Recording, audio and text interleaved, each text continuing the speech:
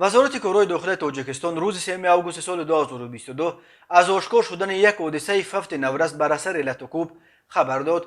هنگام گذرانیدن چهاربینی‌های اپراتیوی جستجویی از جانب کارمندان میلیشیا معاین کرده شد که جوان 18 ساله ساکن شهر کولاب با نابالغ 16 ساله ساکن ناحیه مومن‌آباد مناقشه نموده با مشت به مغز سر نابالغ زده است که در نتیجه نام برده ضرر وزنی به سلامتیش گرفته است. بعد این مناقشه نابالغ مذکور سانه 13 ایول سال 2022 تخمینا ساعت‌های 04:00 دقیقه در خانه استقامتیش فوتیده است. مطابق خلاصه اکسپرت مرکز اکسپرتیز سودی و طبی نابالغ ضرر وزنی به سلامتیش گرفته به هلاکت رسیده است. خبر می‌دهد مرکز مطبوعات وزارت کارهای داخلی. تفصیلات دیگر حادثه و سبب نورس را لطوکوب کردن آن جوان گفته نشده است. تنها گفته می شود که از روی این حادثه تفتیشات ادامه دارد. هر سال بر اثر زناشویی‌ها بین نورسان و جوانان در تاجیکستان چندین نفر زخمی می‌شوند. حادثه‌های کشته شدن جوانان و نورسان در چنین حادثه‌ها نیز کم نیست.